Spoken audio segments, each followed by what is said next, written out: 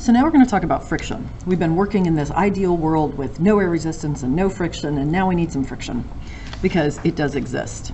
So there's one really basic formula for friction.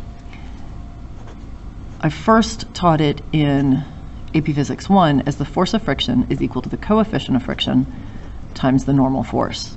So remember, this is the coefficient of friction. It is the Greek letter mu. And because you can see from this equation the way it's written, it's a multiplier. So you have a normal force measured in newtons. You need a friction force measured in newtons. The coefficient of friction does not have a unit. Okay, it is a pure number. It is usually a number between 0 and 1. So a decimal, 0.4 or 0.6. And it is equivalent to surface stickiness.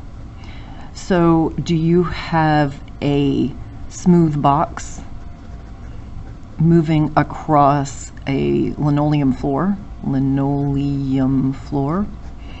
going to have a pretty low coefficient of friction, like maybe 0.2. But if you have a box made out of, with sandpaper on the bottom, and it's moving across carpet, you might have a coefficient of 0.8, 0.9. Lots of different numbers. And it always has to do with both surface. There's no such thing as a coefficient of friction of just like cardboard. It's cardboard sliding across something. The normal force, you already know, is the force between the surfaces.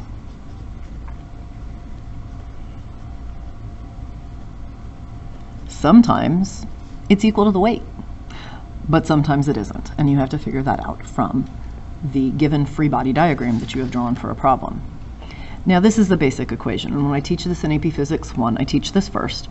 And as I said here, a smooth box moving across a linoleum floor, a box with sandpaper moving across carpet, this was kinetic friction, moving friction. So there are really two kinds of friction. There's static friction, which tries to hold the object at rest. And then kinetic friction is if you know it is moving. So we can calculate in a very similar equations. FFS max equals the static coefficient times the normal force, and FFK is the kinetic friction coefficient times the normal force. For all situations that I know about, mu k is less than mu s. There is less friction to work against when it's already moving than to start something moving. And this says maximum because static friction has a range of values from 0 all the way up to the maximum because it tries to hold the object at rest. After you know it's moving, there's only one possible value. The College Board writes this as one equation in this format.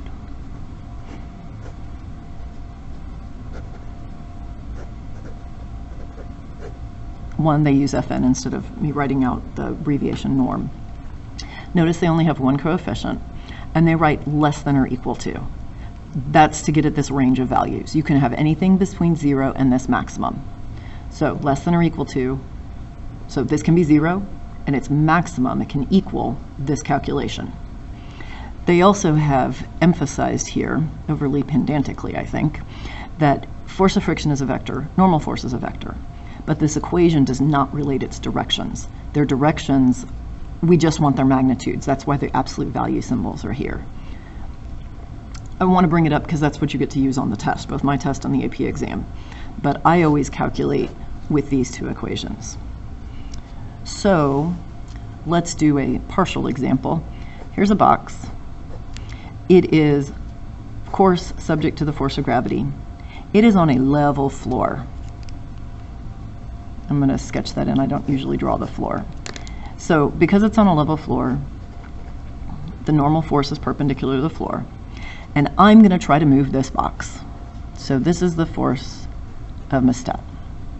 There's friction between the floor, and it opposes motion, so if I'm trying to make it move to the right, the friction is going to be to the left.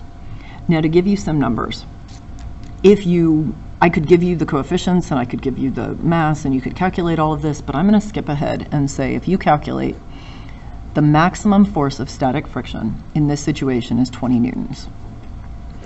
The force of kinetic friction in this situation is 15 newtons. So I'm going to try to push this box, and I'm going to make a little table. So I'm going to push on the box multiple times. And the first question is, does the box move?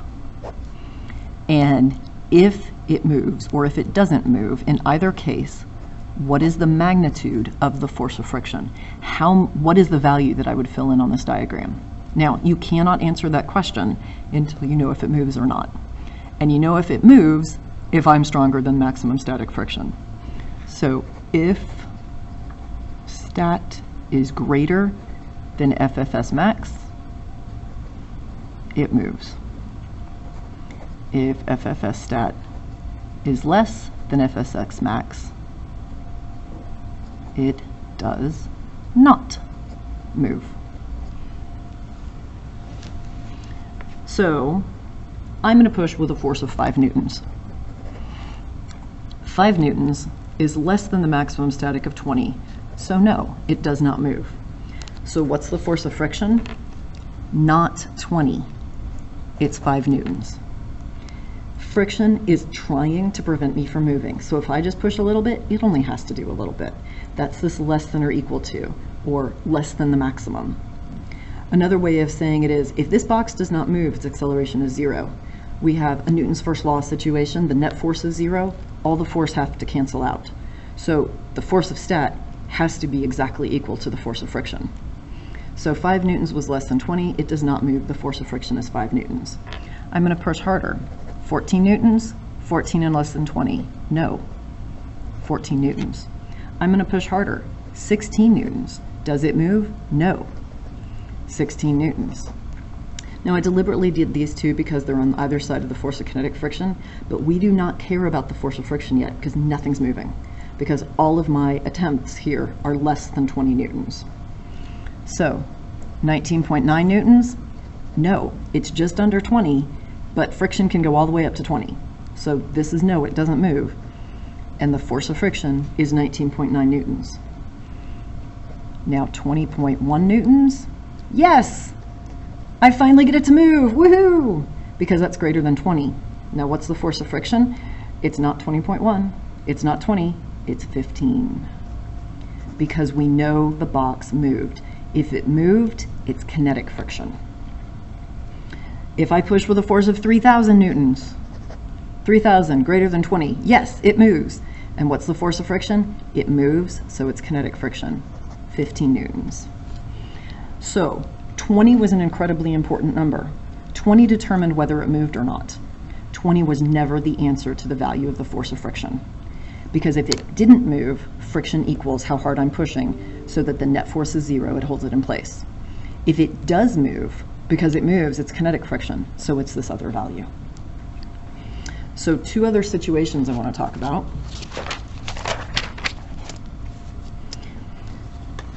I'm going to pull on the box, which is sitting on a level floor, so force of gravity, normal force, but I'm going to change my force to be at an angle. Now again, this is on a level floor. Friction opposes motion. If this box moves, it's going to slide to the right. So friction is still parallel to the surface to the left. In fact, friction is always parallel to the surface. Normal force is perpendicular, friction is parallel. So in this problem, the normal force, and we've already done some like this, is not equal to the force of gravity. In fact, in this situation, the normal force is less than the force of gravity by F stat in the y direction. If I sketch in, that's F stat y, and this is F stat x. So the normal force and F stat y together are canceled out by the force of gravity. So the normal force is not full. gravity anymore. I'm supporting some of the weight because I'm pulling at an angle. And then the other thing to do is, does the box move? You do not compare my total force and the force of friction. You compare F stat X and FFS max. So it's the X component that matters because that's what's opposite friction. Another situation would be if we were on a ramp. So here's an object on a ramp. Of course, gravity is straight down. Normal force is perpendicular. And if this is at rest on the ramp right now, if it moves, it's going to slide down the ramp. So friction is up the ramp, parallel to the surface, just like I said here. We, of course, break gravity up into components. This is FGY and FGX. So you know on ramps, usually the normal force is equal to FGY, and you would use that to calculate your friction things. And then whether this moves, it's FGX that is opposite the force of friction. So does it move? You would compare FGX and FFS max. So that's our first look at friction. It's not too bad. Be ready.